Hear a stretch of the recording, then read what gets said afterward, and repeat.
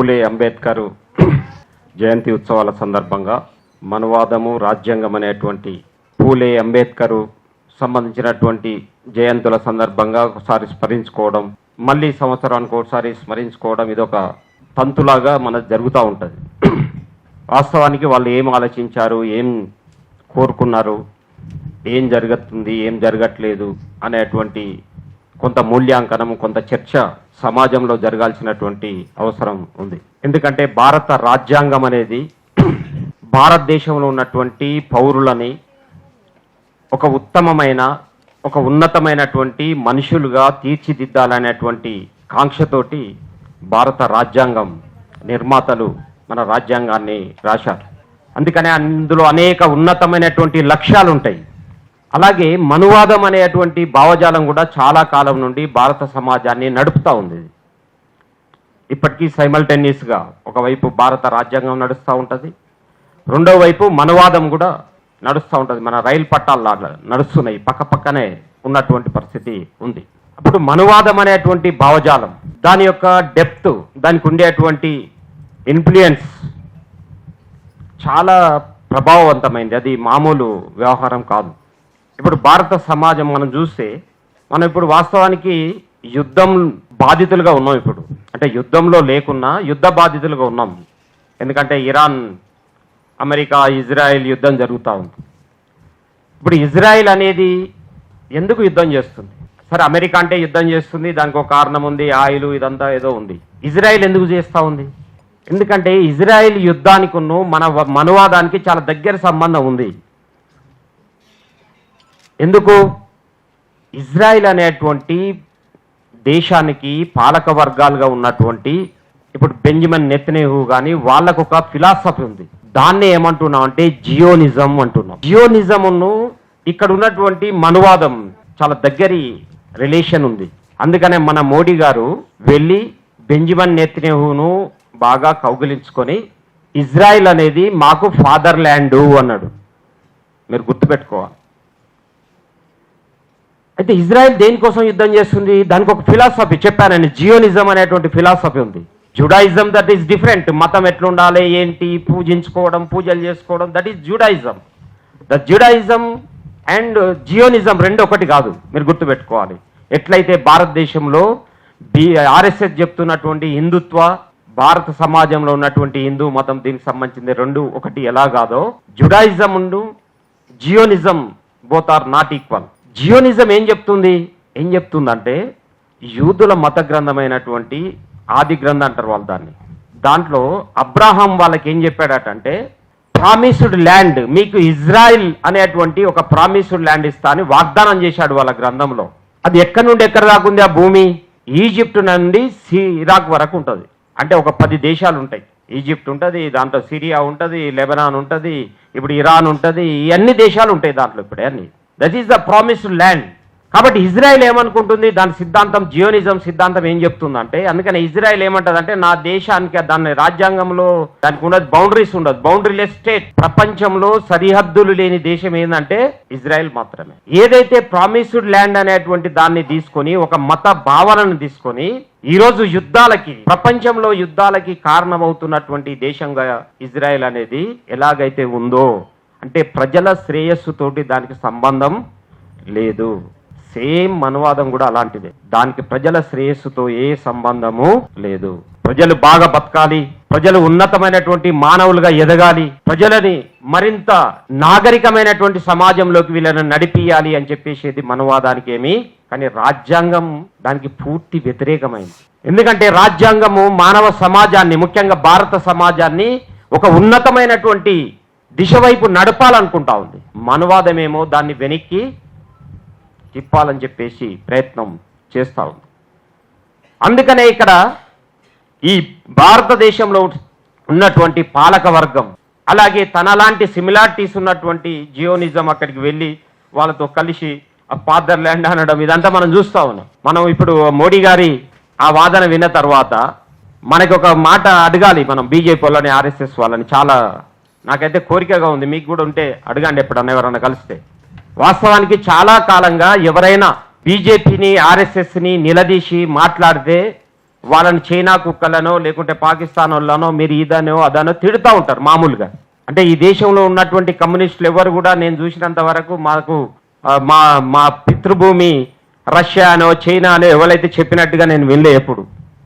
లేకుంటే మార్క్స్ మాకు ఫాదర్ లాంటి అని చెప్పినట్టుగా ఏమీ వినలేదు. కానీ ఇప్పుడు ఆర్ఎస్ఎస్ చెప్పింది స్వయంగా దాని ఆర్ఎస్ఎస్కు ఇప్పుడు మొత్తం దానికి మొనగాడుగా ఉండి నడుపుతున్నటువంటి వ్యక్తి, బీజేపీ నాయకుడుగా ఉన్నటువంటి వ్యక్తి, ఆయన వెళ్ళి ఇజ్రాయెల్ మా ఫాదర్ ల్యాండ్ అని చెప్పేసి చెప్తా ఉన్నావు. అంటే ఇప్పుడు భారతదేశంలో ఉన్నటువంటి ఆర్ఎస్ఎస్, బీజేపీ అనుయాయులందరూ కూడా మరి ఇజ్రాయెల్ ఎప్పుడు వెళుతున్నారు? మీరు బ్యాగులన్నీ ప్యాక్ చేసుకొని రెడీగా పెట్టుకోండి, ఖబర్దార్ బిడ్డ మీరు వెళ్ళిపోవాలని చెప్పేసి చెప్పాల్సిన సందర్భం ఉంది అని చెప్పేసి అనిపిస్తూ ఉంది. ఎందుకంటే వాళ్ళు మనకి చెప్తున్నారు, ఇట్లా మనల్ని అడుగుతా ఉన్నారు, ఈ వందే మాతరం మీరు పాడాలి అని చెప్పేసి ఇప్పుడు ఇన్సిస్ట్ చేస్తూ ఉన్నారు.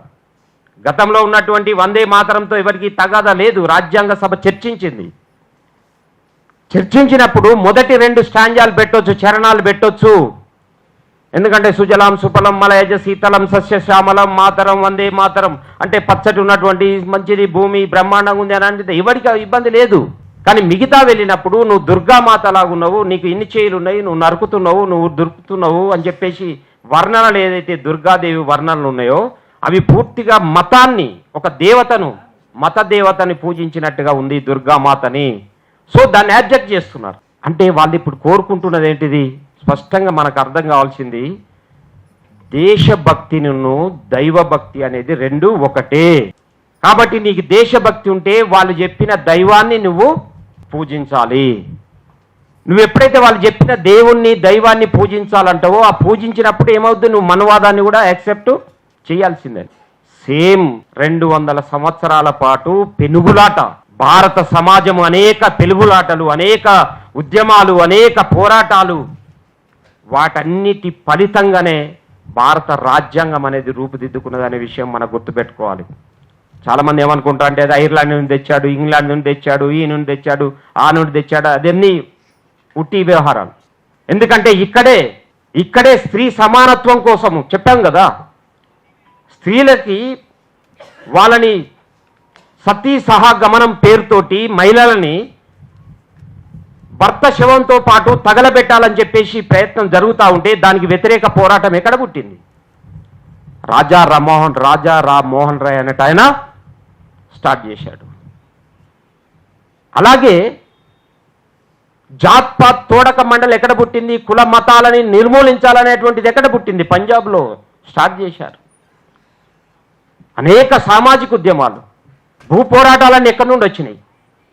అంటే సామాజిక పోరాటాలు, భూ పోరాటాలు, స్వేచ్ఛ కావాలని, స్వాతంత్రం కావాలని, హక్కులు కావాలని, కార్మిక పోరాటాలు, ఇవన్నీ భారతదేశంలో దాదాపు ఒక 200 సంవత్సరాలు జరిగినటువంటి ఆ పోరాటాలు, ఆ ఆకాంక్షలు, ఆ కోరికలు, వాటన్నిటినీ ఒక దగ్గరికి తీసుకొస్తేనే మనకు రాజ్యాంగం అనేది రూపొందింది. అది భారత ప్రజల యొక్క ఆకాంక్ష, అది భారత ప్రజల యొక్క కళ అది. అందుకని ఇప్పుడు భారత ప్రజల యొక్క కళని చిదిమేసి దాన్ని నాశనం చేసేటువంటి పద్ధతిలో మనువాదము ముందుకు వస్తూ ఉంది. అందుకనే భారత రాజ్యాంగానికి 4 పిల్లర్లు ఉన్నాయి ముఖ్యమైనటువంటి. మనం చెప్పుకున్నాం దాంట్లో రాజ్యాంగంలో ఏమన్నాం? We the people of India. మనకి ఎవడో ఇచ్చింది కాదు, అది హామీ ఎవడో ఇవ్వలే మనకి. భారత ప్రజలుగా మనకు మనమే ఇచ్చుకున్నాం, హామీ ఇచ్చుకున్నాం, మనమే హామీ ఏమి ఇచ్చుకున్నాం? ఒకటి మనకి మొదటిది న్యాయం. ఏం న్యాయం? ఆర్థిక, సామాజిక, రాజకీయ న్యాయం. That's justice. ఫస్ట్ పదమే మనం జస్టిస్ ఉంటుంది దాంట్లో. మనం చూస్తాం ప్రియాంబుల్ చూడండి మీరు, న్యాయం గురించి మనం మాట్లాడుకున్నాం. ఇప్పుడు సామాజిక న్యాయం ఇప్పుడు దాడికి గురవుతున్న దాంట్లో మొదటి ఇదిగా ఉంది. అందుకనే భారత రాజ్యాంగంలో మొదటి పిల్లర్ న్యాయం. ఇప్పుడు న్యాయం అనేటువంటి దానికి అర్థమే మారిపోయింది. అసలు న్యాయం అనేటువంటిది ఇప్పుడు కోర్టులలో కూడా న్యాయం దక్కే పరిస్థితి లేదు. ఒక న్యాయమే కాదు, ఏ న్యాయం లేదు. ఆర్థిక న్యాయం లేదు, సామాజిక న్యాయం లేదు, రాజకీయ న్యాయం కూడా లేదు. ఇప్పుడు ఎస్ఆర్ వచ్చిన తర్వాత రాజకీయ న్యాయానికి విలువే లేదు. ఎస్ఆర్ వచ్చింది, ఇప్పుడు ఎస్ఆర్ ఏం చేస్తుంది? కనీసం ఓటు హక్కే లేకుండా తీసేస్తూ ఉంది. మనం ఎంత చేయాలనుకున్నాం? ఓటు వజ్రాయుధము, ఓటు ద్వారా మనం మార్చొచ్చు. కానీ ఓటు ద్వారా మార్చొచ్చు అంటే ముందు నీకు ఓటు ఉంటే కదా. ఇప్పుడు బెంగాల్లో సుప్రీంకోర్టుకు వెళ్ళారు. బెంగాల్లో 91 లక్షల మంది ఓట్లు తీసేశారు. అయితే ముందు అనుకున్నారు ఇది ఓన్లీ ముస్లింలనే తీసేస్తారేమో, మిగతా వాళ్ళని ముట్టుకోరేమని. చూస్తే మొత్తం చూస్తేంది ఓట్లలో 51 లక్షల మంది హిందువులై ఉంటే 31 లక్షల మంది ముస్లింలు తీసేశారు. అందుకనే ఇప్పుడు రాజకీయ న్యాయం అనే దానికి కూడా విలువ లేకుండా పోతా ఉంది. సామాజిక న్యాయం పైన దాడి మనం చెప్పారు ఇప్పటిదాకా స్కైలాబ్ బాబు, రిజర్వేషన్లతో సహా ఎట్లా దాడి జరుగుతూ ఉంది. ఇక ఆర్థిక న్యాయం అనేది లేదు. మొత్తం ఆర్థిక అసమానతలు విపరీతంగా పెరిగిపోతున్నటువంటి స్థితి మనకు స్పష్టంగా కనిపిస్తూ ఉంది. అందుకనే న్యాయం అనే ఒక పిల్లర్ ఇప్పుడు అది కూల్చివేత దశలో ఉంది. దాన్ని మొత్తం దాడి, విపరీతమైన దాడి జరుగుతూ ఉంది. రెండోది మనకి లిబర్టీ గురించి చెప్తారు, స్వేచ్ఛ. ఏమేమి స్వేచ్ఛ? ఆలోచనల్లో, అభిప్రాయాలను వ్యక్తీకరించడంలో, విశ్వాసాలలో, పూజించడంలో కూడా స్వేచ్ఛ ఉంది. మనకి లిబర్టీ ఉంది. ఇది రాజ్యాంగం ప్రసాదించింది ప్రజలకి. ఎవడో దయతలిచిచ్చింది కాదు. ఈ దేశ ప్రజలు పోరాటం చేసి వేల సంవత్సరాలు అనేక ఇబ్బందులు పడి, ఇలాంటి ఇబ్బందులు భవిష్యత్తులో ఉండకూడదు, స్వతంత్ర దేశమైన పోయిన తర్వాత కూడా మనకు స్వేచ్ఛ అనేది లేకుంటే కుదరదు అని చెప్పి ఆలోచించి, ఆలోచనలో, అభిప్రాయాలు వ్యక్తం చేయడంలో, విశ్వాసాలలో, అలాగే ఆరాధనలో కూడా స్వేచ్ఛ కావాలి అని చెప్పి ప్రజలు కోరుకున్నారు. అందుకని అది రాజ్యాంగంలో పొందుపరిచారు. ఇప్పటిదాకా దళిత క్రిస్టియన్ విషయం వచ్చింది. ఏం ఆరాధనలో స్వేచ్ఛ ఉండాలి కదా. ఎవరన్నా ఆరాధించుకుంటా నువ్వెవడివి? నీకేం రైట్ ఉంది? నేను ఫలాని వాళ్ళని ఆరాధిస్తేనే నువ్వు ఫలానా అని చెప్పేటువంటి రైట్ యాజ్ పర్ కాన్స్టిట్యూషన్ నీకు లేదు. మరి ఇప్పుడు సుప్రీంకోర్టు రాజ్యాంగం ప్రకారం తీర్పిచ్చిందా లేకుంటే మనువాదం ప్రకారం తీర్పిచ్చిందా? ఇది డిబేటబుల్ ఇప్పుడు సమాజంలో. అందుకని అడుగుతా ఉన్నాం, చాలా మంది పెద్దలు, డెమోక్రటిక్ మూమెంట్స్ వాళ్ళందరూ అడుగుతా ఉన్నారు, రివ్యూ కావాలి, దాన్ని రాజ్యాంగ ధర్మాసనానికి నివేదించాలి అని చెప్పేసి అడుగుతా ఉన్నారు. ఇది ఒక్కటే కాదు, ఎప్పుడే నీకు ఆలోచనలు, నీ ఆలోచనలు నువ్వు ఆలోచించే దాన్ని, అసలు నీ ఆలోచన చేస్తేనే నువ్వు దేశద్రోహి అనే దశకు వచ్చేసింది. నీ అభిప్రాయాన్ని వ్యక్తం చేస్తేనే నువ్వు దేశద్రోహి అనేటువంటి పరిస్థితి వచ్చేసింది.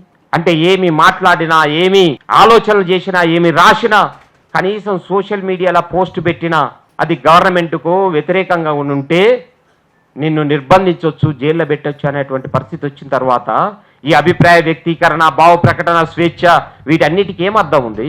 అందుకనే లిబర్టీ అనేటువంటిది, స్వేచ్ఛ, సమ అనేటువంటిది ఏమి ఎక్కడ ఇప్పుడు లేకుండా పోతున్నటువంటి పరిస్థితి ఉంది.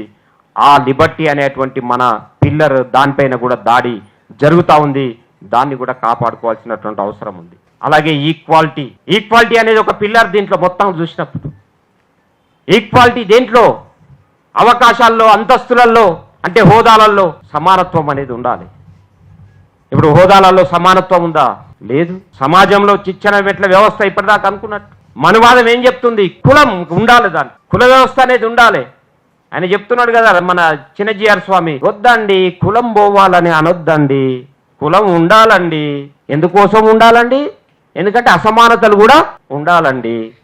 అసమానతలు లేకుంటే ఎట్లా బతుకుతారండి అంటే మనకు కూడా డౌట్ వస్తుంది అప్పుడు అసలు కులం లేకుంటే బతకరేమో మనుషులు, కులం లేకుంటే బతకరా మనిషి. అందుకనే కులం అనేటువంటిది, ఈ అసమానత్వం అనేటువంటి సిద్ధాంతానికే అది వ్యతిరేకమైంది. ఈ సమానత్వానికి వ్యతిరేకంగా ఉన్నటువంటి ఈ అసమానతలను పోషించేటువంటి సిద్ధాంతం ఏదైతుందో అది సమానత్వాన్ని కోరుకునేటువంటి రాజ్యాంగం ఉండాలని కోరుకుంటుందా అది? అందుకనే సమానత్వం పైన కూడా దాడి జరుగుతూ ఉంది. అందుకనే దాంట్లో స్త్రీ పురుష సమానత్వం కూడా ఉంది. స్త్రీ పురుషుల మధ్య అసమానతలు ఉండాలి. స్త్రీలకు స్వేచ్ఛ ఉండొద్దు, స్త్రీలు బయటికి కూడా రావద్దు. చెప్తున్నాడు కదా ఆయన పేరేంటి, RSS మోహన్ భగవత్. ఆయన ఏమన్నాడంటే స్త్రీలు అనేటోళ్ళు రెండే పనులు చేయాలట. ఒకటేం చేయాలి? ఇంట్లో వండి పెట్టాలి, రెండోది పిల్లలను కనాలి, అంతే. బయటికి వస్తే రేపులు జరుగుతాయి. ఎందుకు రావాలి బయటికి? బయటికి వస్తే కాదు, ఇంట్లో ఉంటే కూడా రేపులు చేస్తూనే ఇక్కడ చూస్తున్నారు. ఇవన్నీ జరుగుతున్నాయి. ప్రతి 15 నిమిషాలకు ఒక మహిళ పైన అత్యాచారం జరుగుతూ ఉంది కదా. అంటే ఇవన్నీ కూడా మనం ఇప్పుడు చూసాం. ఎక్కడ ఆయన పేరేంటి, మహారాష్ట్రలో అశోక్ కరాటో ఏదో పేరుంది ఆయనది. ఆయన ఏం చెప్పాడు? నేను సాక్షాత్తు శివుని యొక్క అవతారాన్ని, కాబట్టి నాతో కలిస్తే మీరు పవిత్రులు అయిపోతారని చెప్పేసి 300 మంది మహిళల పైన అత్యాచారం చేసిండు. ఎవడు వాడు? ఎక్కడికి? ఏంటి? ఏ సిద్ధాంతం అది? ఏ సిద్ధాంతం నుండి వచ్చింది అది? ఏం అనువాదం? సమానత్వం లేదు అక్కడ.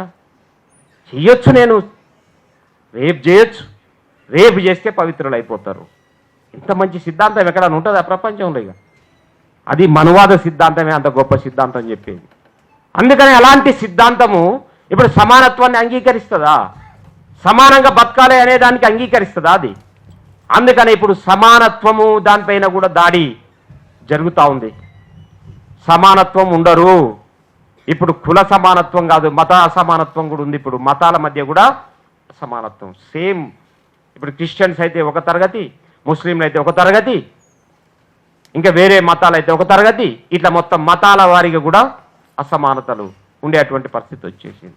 అంటే కుల అసమానతలు, మత అసమానతలు, సామాజిక అసమానతలు, ఆర్థిక అసమానతలు, ఇవన్నీ అసమానతల నిలయంగా సమాజాన్ని మార్చాలి అని చెప్పేసి కంకణం కట్టుకున్నటువంటి సిద్ధాంతమే మనువాదం. అందుకనే సమానత్వానికి ఏమీ అర్థం లేనటువంటి పరిస్థితి వస్తూ ఉంది.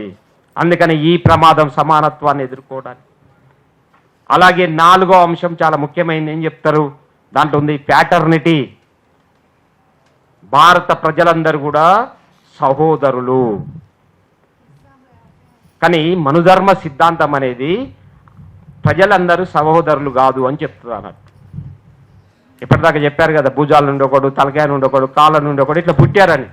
అందుకనే జాషువా చాలా బాగా అడుగుతాడు, ముసలివాడగు బ్రహ్మకి పుత్రుడు 4 అంటివి, ఈ 5వ వాడెవరమ్మ ధరిత్రి అని అంటాడు. అంటే పంచముడేవాడు ఇంకోళ్ళు ఉన్నారు కదా, మరి ఈడేవాడు. నువ్వు 4 అనేవో దాంట్లో చెప్తా అంటే గ్రంథాలలో. ఇక్కడ చూస్తే 5 ఉన్నారు. 5 కాదు, ఇంకెక్కువ మంది కూడా ఉంటారు. ఇప్పుడు ఆదివాసీలు ఎవరు? ఇంకా అనేక మంది ఉన్నారు కదా. మరి వీళ్ళంతా ఎవరు? పుట్టలేదా మరి వీళ్ళంతా? మరి వీళ్ళు 4 కొడుకులు అంటే, వీళ్ళు 4 కొడుకులు అంటే మరి ఒక కుటుంబంలో ఉన్న 4 కొడుకులు సమానంగా ఉంటారు కదా. అందులో ఏమో అన్న పెద్ద కులం ఉంటుంది, తమ్ముంది మధ్య కులం ఉంటుంది, ఇంకో తమ్ముంది కింది కులం ఉంటుంది, ఇంకో తమ్ముంది ఇంకోటి ఉంటుందా? అట్లా ఉండడానికి అవకాశం లేదు కదా. కానీ మనువాదం ప్రకారం అట్లనే ఉంటుంది. అందుకని సహోదరత్వం ఉండదు. అందుకని నీ ఇల్లు నాకు కిరాయికి ఇయ్యడు, నా ఇల్లు నువ్వు నీ కిరాయికి ఇవ్వను. నేను వచ్చే దేవుని దగ్గర నువ్వు రావద్దు, నువ్వు వచ్చే దేవుని దగ్గరికి నేను రావద్దు. కాబట్టి నీ పోషమ్మ గుడి వేరే ఉంటుంది, నా పోషమ్మ గుడి వేరే ఉంటుంది. నువ్వు బోనం చేస్తావు, నేను బోనం చేయను. నువ్వు మొక్కుతావు, నేను మొక్కను. నీ దేవుడు నాకు దేవుడు కాదు, నీ దేవుడు నా దేవుడు నీకు దేవుడు కాదు. అందుకనే ఇవన్నీ కూడా మనువాదం ఏం చేస్తుందంటే ప్రజలని సమానులుగా, అంటే అన్నదమ్ములుగా చూడడానికి అవకాశమే ఇవ్వదు. కానీ రాజ్యాంగం ఏం చెప్తుంది? భారత సమాజం ఏం చెప్పింది? మనందరం అన్నదమ్మురా, ఒకే మాతృభూమి మనది, మనందరం కలిసిమెలిసి బతుకుదాము, కలిసిమెలిసి ఉందాము, మనందరం సహోదరులం. అందుకే కదా మనం చిన్నప్పుడు ప్రతిజ్ఞ చేసేవాళ్ళం స్కూల్లో, భారతదేశము నా మాతృభూమి, భారతీయులందరం సహోదరులం, ఇండియా ఇది అని మనం చెప్పుకునేది. కానీ మనువాదం ఏం చెప్తుంది? భారతీయులందరినీ సహోదరులు కాదురా నాయన, వాడేమో ఎక్కువ కులపోడు, నువ్వేమో తక్కువ కులపోడివి, వాడు నీకెట్లా అన్న అవుతారు రా, అన్నదమ్ములు ఎట్లయితారు మీరు? కాబట్టి అన్నదమ్ములం కాము. అంటే మనం సహోదరులుగా ఉండడానికి ప్యాటర్నిటీ రాజ్యాంగం ఏదైతే చెప్తుందో దానికి పూర్తిగా విరుద్ధమైనటువంటిది మనువాదం. అందుకనే ఏ కోణంలో చూసినా ఈ పిల్లర్ అనేటువంటిది కూడా ధ్వంసం చేయబడుతుంది. అందుకనే 4 పిల్లర్లు భారత రాజ్యాంగానికి 4 పిల్లర్లు అన్నట్టు. మొత్తం దీని మీదనే రాజ్యాంగం రాయబడుతుంది. మొత్తం అన్నీ ఉన్నాయి కూడా ఈ 4 భావాల నుంచే అవి ఎస్టాబ్లిష్ చేయబడతాయి మొత్తం. ఇప్పుడు ఈ 4 మౌలికమైనటువంటి భావాలపైన దాడి జరిగిన తర్వాత, ఈ 4 ధ్వంసమైపోయిన తర్వాత, ఈ భావాలనే ధ్వంసం చేసిన తర్వాత, ఇప్పుడు రాజ్యాంగం అనేటువంటిది కేవలం అంటే కరిమింగిన వెలగపండు లాగుంటది అన్నట్టు. అంటే ఏనుగు ఏం చేస్తుందట, వెలక్కాయలు తింటదట, నవ్వులో అదేమి మింగేస్తుంది అన్నిటిని. మింగి మన తర్వాత బయటకు వచ్చినప్పుడు కూడా అట్నే వస్తాయట బయటికి. ఎవరైనా తెలియనోడు చూస్తే ఇవన్నీ ఎలక్కాయలు చాలా బాగున్నాయి అనిపిస్తాయట, చూస్తే దాంట్లో ఏమి గుజ్జంతా కథమైపోతుందట. ఇప్పుడు రాజ్యాంగాన్ని కూడా అదే చేస్తున్నారు. అంబేద్కర్కి ఏమో ఏం చేస్తున్నారు, జాతర చేస్తున్నారు, రాజ్యాంగాన్ని ఏమో పాతరేస్తా ఉన్నారు. ఇది మనకు అర్థం కావాలి, ఇది తెలుసుకోవాలి మనం. అందుకనే రాజ్యాంగం అనేటువంటి దాన్ని కాపాడుకోకుండా, రాజ్యాంగ విలువలను మనం కాపాడుకోకుండా, రాజ్యాంగం భారత ప్రజలకు ఇచ్చినటువంటి స్వేచ్ఛని, సమానత్వాన్ని, అలాగే ప్యాటర్నిటీని, ఏవైతే న్యాయం, సామాజిక న్యాయం ఇలాంటి ముఖ్యమైనటువంటి గుండెకాయ అటువంటి అంశాలని మనం కాపాడుకోకుండా కేవలం అంబేద్కరు, పూలే, సావిత్రిబాయి పూలే అని చెప్పేసి మనం ఊరికి మాటలు చెప్పుకుంటే అవి మాటలుగా మాత్రమే మిగులుతాయి అనేటువంటి విషయాన్ని మనం గుర్తుపెట్టుకోవాల్సిన అవసరం ఉంది. దానికోసం మనందరం కూడా ఎక్కడ వీలైతే అక్కడ రాజ్యాంగ రక్షణ కోసం మనందరం నడుం బిగించాల్సినటువంటి సమయం దగ్గరికి వచ్చింది. అందుకనే మీరందరూ కూడా ఆ రకమైనటువంటి పోరాటాల్లో, ఉద్యమాల్లో భాగస్వాములు అవ్వాలి అనేటువంటి ఆకాంక్షిస్తూ అట్లా అవుతారని చెప్పేసి కోరుకుంటూ ఈ అవకాశం ఇచ్చినందుకు ధన్యవాదాలు చెప్తూనే సెలవు తీసుకుంటా ఉన్నాను.